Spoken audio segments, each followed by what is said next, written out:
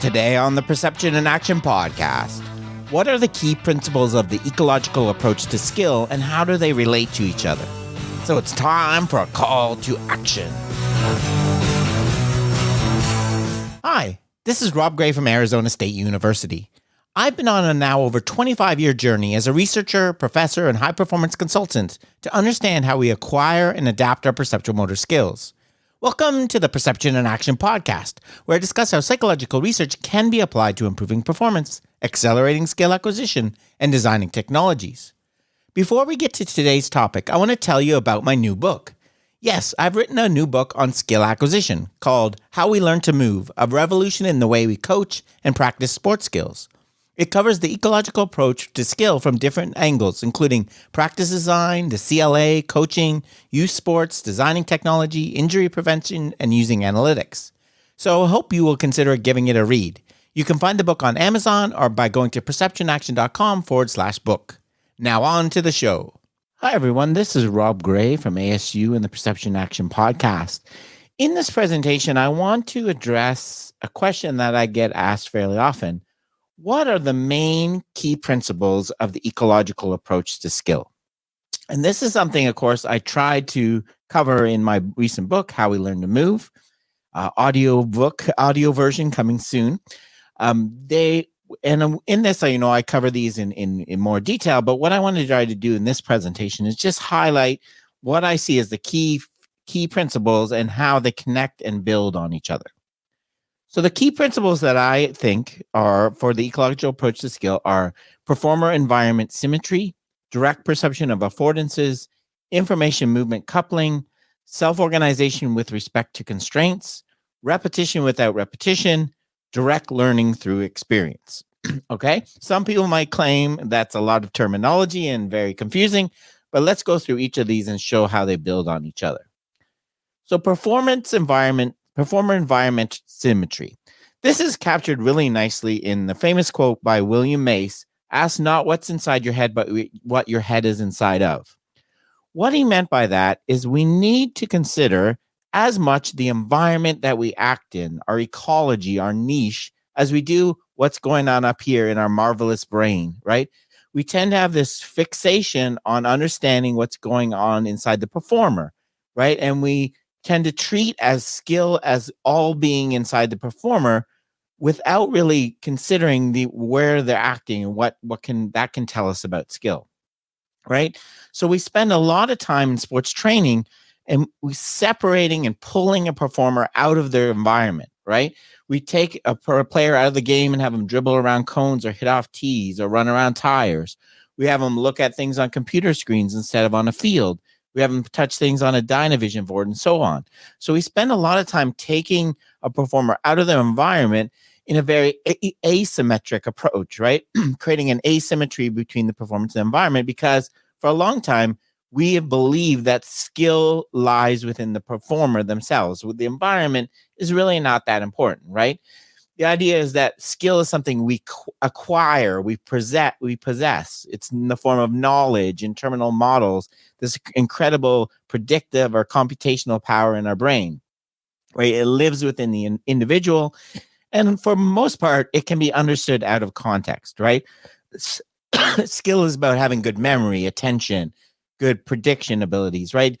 Where exactly you do that is not that important, right? So these are the ideas that we kind of reject. That's what the big red X is before in the ecological approach, right? In the ecological approach, we believe that you cannot understand skill without including a really deep understanding of the environment, because skill involves developing a relationship, an adaptive relationship with a specific environment you're performing in, okay? So skill lives within the performance environment system, not within the performer, right? It's highly task specific, not general purpose. We don't develop general purpose models, memories, knowledge, attention, right? We develop very specific information from our environment that we use to control our actions, right? So that's the idea.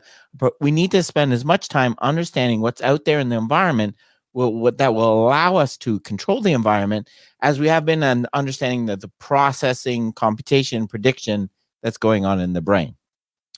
The reason, that we think this view of this performer environment symmetry is the idea of direct perception, right? And this is the idea that comes from Gibson, the idea that, if we spend as much time looking what your head's inside of, right, the environment, we'll see that there's rich, very bountiful information out there. In particular, if we look more carefully at how information from our senses, or if we focus on vision, how information from the environment is structured by the things out there, the events, the objects, the people out there, we would realize what Gibson pointed out is that there's information out there that directly specifies what we need to control our actions, right? Because of the way the light is structured by the environment, there's information we can pick up that tells us when a ball will be there, when where it's going to be, how whether we can pass or not, whether we should shoot, directly from the environment, because there's rich information out there without any need for computation, prediction, interpretation, enhancement from previous experience, and so on. Right? That's Gibson's fundamental idea of direct perception. Right? And his idea, it can be illustrated by this simple case, right? If we look at an expanding object, right? So an expanding object on your eye. So right here, we're creating an asymmetry, right? We're just focusing on what's happening on your eye without thinking about what's in the environment, right? So if we have expansion of a ball's image on your eye, the traditional approach to perception argues, there's an ambiguity here, right? This could either be an approaching ball or an expanding ball, right? A ball that's coming at us or a ball that's being inflated, right? Obviously, those afford two different opportunities for action, require different responses, right? So just by focusing on the ball's retinal image, just by focusing on the performer asymmetrically, creates this ambiguity, right? Creates this problem that your brain then needs to solve, right? It somehow needs to do some interpretation, bring in previous experience, maybe familiar size, something to solve this problem, depth cues, whatever, right? Gibson argued this is nonsense, right? You're creating this ambiguity because you're not looking at the whole environment. You're not looking in the environment for information that it actually tell you what you want, right? And so instead of looking at just the retinal image, Gibson pointed out that if you look at both the retinal image and the relationship between the object and the horizon, for example, if I look at the size of the ball and the angle between the object and the horizon, this creates an information source, this ratio between the angular size of the object and the angular distance from the horizon, that tells you that removes the ambiguity, right? This ratio remains constant for an object that's approaching me, while it does not remain constant for an object that expands, right? So if we spend more time looking at what your head's inside of, right, the environment, we find this information that directly specifies what we need to act, right? And that's kind of one of the fundamental pieces of the ecological approach. Information is out there that we can use to control our actions without need for any processing, enhancement, anything like that, right? And this is one example. And from that, we get Gibson's related idea of affordances, right? Because this information is out there, it's available for our actions. He argued what we perceive is not the abstract physical properties of the world that we learn about in physics class, right? We don't see the world in terms of sizes, distances, speeds, etc. We perceive the world in terms of what it affords us, right? What opportunities it creates for action. Irregardless of what the environment is designed for, or people have designed it for. And then my favorite example is the cat, right? A cat does not see stairs, coats, and sinks.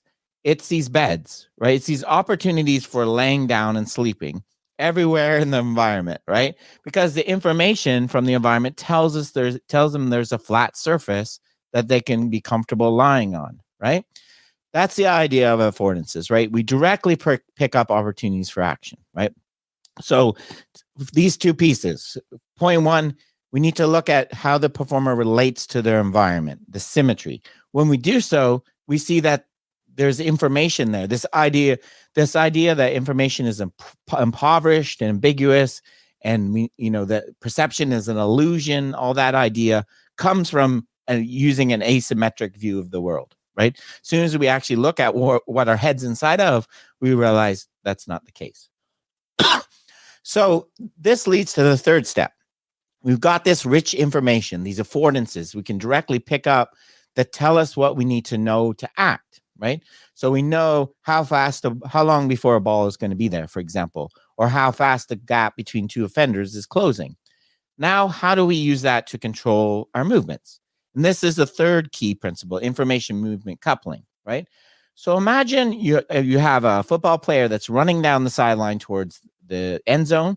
You are running to try to tackle them before they get there, right? So we have a bunch of variables here. We have their velocity, our velocity, the distance. How do I know whether I'm running fast enough to catch them, to intercept them, right? Do I need to speed up? Do I need to change my direction? Whatever, right? The traditional view, again, is let's all focus inside the head, right?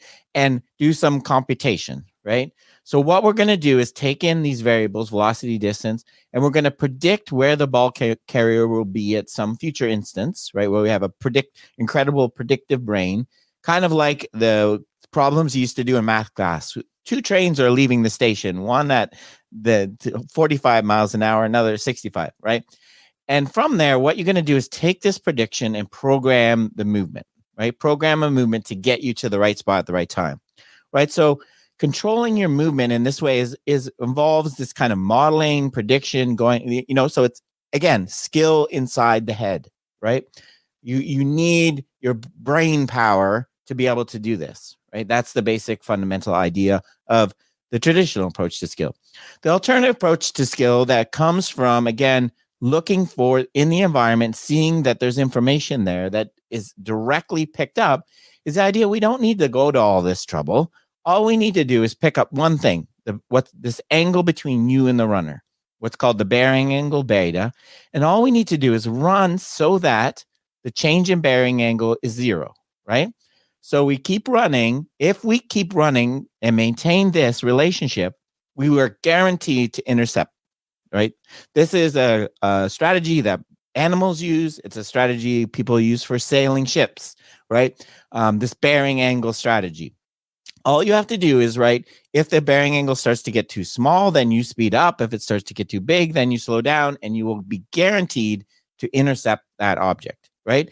It's a simple information, bearing angle, movement, running speed, coupling, right?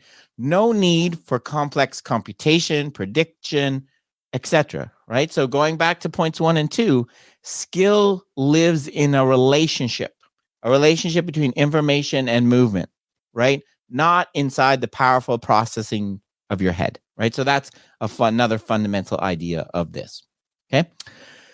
So this is how we control our actions. Point 4, how do we get there, right? How do we know what information to connect to what movement, how to adjust, what types of things to adjust?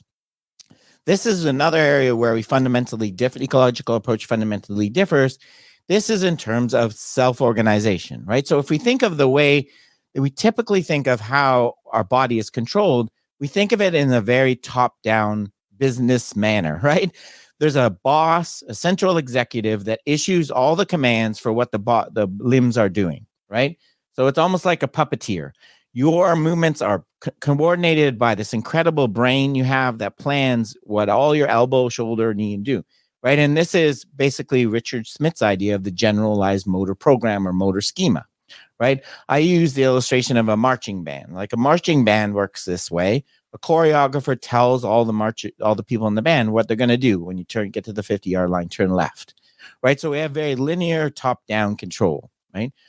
In the ecological approach, we do not think that it works this way. We argue that what happens is skill, this coordination pattern emerges through process of self-organization, right?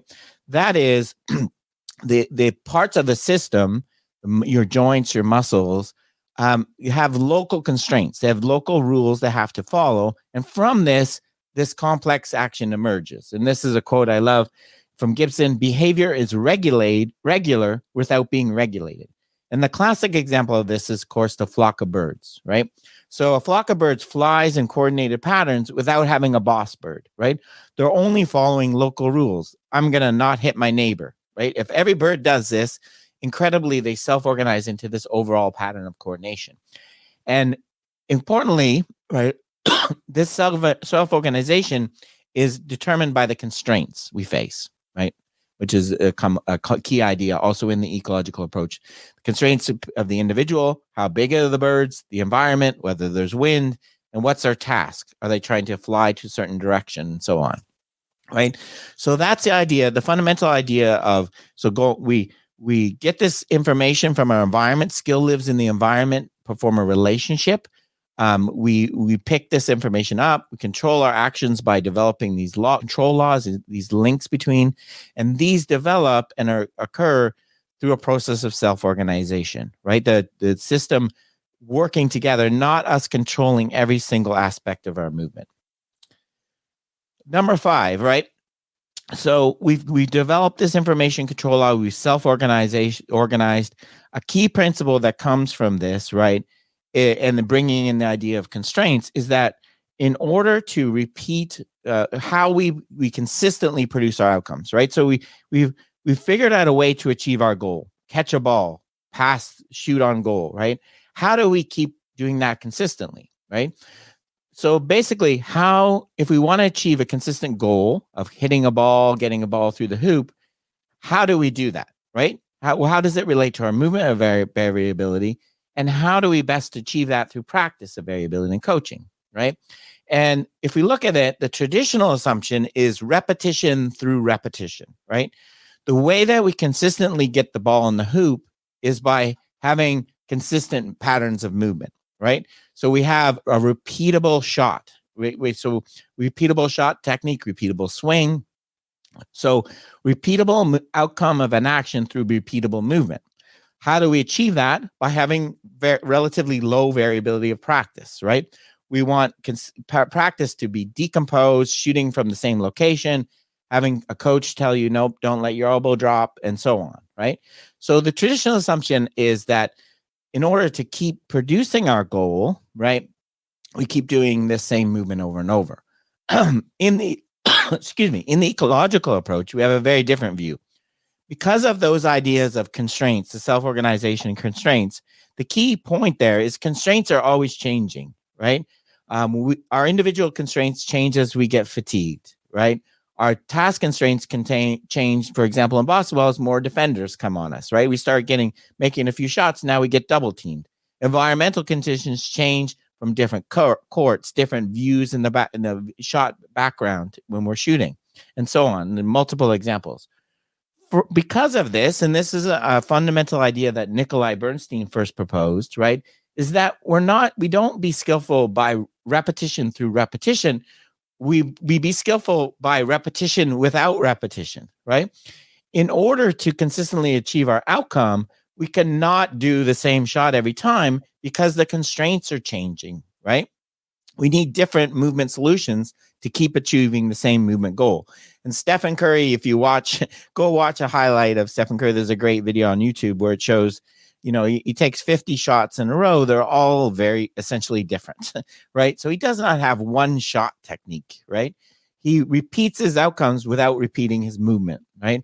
And the argument is that in terms of coaching is we achieve this by focusing on adaptability and practice, right? Having opposition while you're shooting on the run, fatiguing yourself by doing wind sprints before shooting, all these ideas, right? So a fundamental idea, once we become skillful, once we pick up that information directly, establish the information movement control law, we can't just stop there, right? It's not just a one-size-fits-all solution. We need that solution to be adaptable to these changes and constraints. We need to repeat. If we want to repeat our movement outcomes, we need to not repeat our movement solutions, right? So getting consistent outcomes requires a significant amount of movement variability, not the same movement over and over, which is developed by adding a significant amount of variability to practice. Okay. The last point, right? So we've got all these pieces together. We've looked at our environment by being symmetrical, seeing there's information there that we can directly pick up to develop these information movement control laws, right? That allows us to self-organize and be successful under changing constraints through repetition without repetition. Overall, how do we learn and keep developing as an athlete? this idea is, the traditional idea is this is again happens in the head, right? It happens inside the performer. Getting better is all through empowerment. We store memories, we develop internal models, we create memories of particular situations that are typical, that we can recognize things, and we become these better predictors, right? Again, a very asymmetric view of a skill, going back to the first point, right? The skill is all in the head. It's all in the supercomputer in your brain. In the ecological approach, we argue that with experience, 3 essential things happen. And this all relates back to the first 5 points I made here. The first thing that happens as you practice and keep experiencing situations that can happen is we can change the action variable that we decide to control, right? So when I move, right, if I want to hit, for example, if I want to hit a golf putt further, right? So say I'm putting 5 feet and then I move 10 feet away. I need to hit the ball further. There's a lot of different ways I could do that, right? I could move my club head faster. I could do a longer swing, so a greater amplitude swing. I could just the acceleration, so on. I could use a totally different swing where I, like a drive, right? So not only is there different information in the environment, there's different movement parameters that I could control to achieve my goal. And what we found, this is Daphne DeLay was the first one to show this, and we've kind of built on this in some of the research I've done, is that elite golfers, what they do is novice golfers tend to control the distance through controlling velocity, right? They do short, faster swings to putt further. Whereas more skilled golfers use more amplitude, right? They use longer swing to hit the ball further. And I call this education of intention, right? We're not storing knowledge, building memory. We're changing that information movement control law we talked about in point 3. We're changing what the movement parameter we're controlling is, right? Whether it's speed, amplitude, duration, and so on. The second thing that can happen, we can, of course, change the information that we use, right? So, for example, a common example I see in baseball batting that I've studied is people, when they're first starting out, will time their swing based on the size of the ball, right? When it gets to be a certain size on your eye, you can start swinging, right? That, of course, will not work, right? As soon as I start varying the speed of the pitch a lot, right? This is something batters typically develop because they practice off a pitching machine that's throwing the same speed, or a coach that throws roughly the same speed. It's not going to work very well if the speed is varying. What you really want to use to time your speed in your information movement control law is tau, which is the ratio of the size to the rate of change of size, which tells you when the ball is going to get there, no matter how fast it's going. So the idea is that another thing that can happen in this information movement control law through experience is what's called education of attention, changing to using a different information source. The final thing that happens with experience in the ecological approach is calibration, right? So we have this information movement control law, right? We need to understand, we need to obviously have something that links it together, right? A great example of this is stopping your car, right? So that pressing down on your brake, putting force on your brake pedal, stops the car at a certain rate, right? Makes it slow down nicely to that stop sign. If you've ever rented a car or tried someone else's car, you often find that the brake pedal is kind of different. It might be spongier, might be tighter. You're still using the same information control law to perform your skill. You're still using the force in your foot to slow down. But now the link between the information, which is a tau-based information, and how your force of your foot has changed, right? In order to slow down at that same comfortable rate, you either have to push harder or softer. We call that an ecological approach a change in calibration, right? So again, through these 3 simple things, changing what movement parameter you control, changing what information you use to control it, and changing the relationship between the 2, calibration, we can get all this wonderful skill development through experience. We can learn through experience in what Jacobs and Michael have called direct learning, right? So those are, as I said, what I would consider to be the key principles of the ecological approach. I think they all kind of extend nicely from each other. And why do I kind of push this approach? What do I think of the advantages? There's lots of them. Two of the main ones for me as a person that does both research and as a coach education and works with athletes. The first thing I like about the ecological approach is the ecological approach works in observables, right? So you could see what I was talking about: information, tau, gaps, optic flow, right? Those are all things I can measure in the environment. I can measure the size of an object at time one. I can measure it at some time later. I can calculate its rate of angular size on your eye based on its distance, right? So all the information we're talking about and Gibson talked about are things I can go out in the world and measure.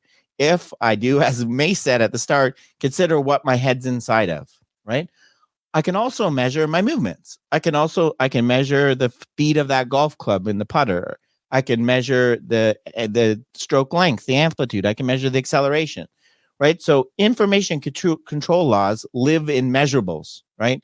They're not referring to some unobservable model, internal model, or generalized motor program in my head that I have no access to. So that's one point. The second thing that I think is a real distinctive advantage is the ecological approach actually solves the problem of motor control, right? That it doesn't, just this, whereas I think that in many traditional approaches, they're just displacing it, right? So information control law for hitting links the movement of my bat to tau or some other source of information. So it tells it exactly what I'm controlling, when and how. Whereas saying the batter predicts that's a fastball, all I've done is moved an event in the outside world. The pitch is a fastball to the event inside your head. You predicted it's a fastball. What do you do with that prediction, right? So what exactly do I do with that prediction about where that football player was running in my example, right? Do I use it in a motor program? This is where, and I did a lot of work in this area, and it really kind of fell down for me. I don't think it has as much power. What are the evidence for benefits of training following ecological principles? Well, if you go to this website I've created, perceptionaction.com/comparative, I keep a running tally of studies that have made direct comparisons between methods which promote these kind of things we've been talking about: direct perception, self-organization, direct learning. And I've kept a tally, and there's quite a number of studies now that have shown positive benefits for using this kind of approach, including a couple I've done on baseball. So if you're interested in more details, you can go there. Okay, that's it for this presentation on the key principles of the ecological approach. You can find more information about me at perceptionaction.com. And of course, if you want more details, I tried to follow the same kind of approach in the book where I start with these principles and try to link them all together. So if you're more interested in kind of more detail, more description of those studies I mentioned, please check out my book, How We Learn to Move. Thank you. Okay, that's it for today's episode. Remember, you can contact me at robgray@asu.edu or follow me on Twitter at ShakyWeights. To find out more about the podcast, please check out perceptionaction.com. Finally, to support the podcast and receive bonus materials, including a monthly meetup, please head over to patreon.com/perceptionaction. This is Rob Gray from ASU. Cheers for now, and keep them coupled.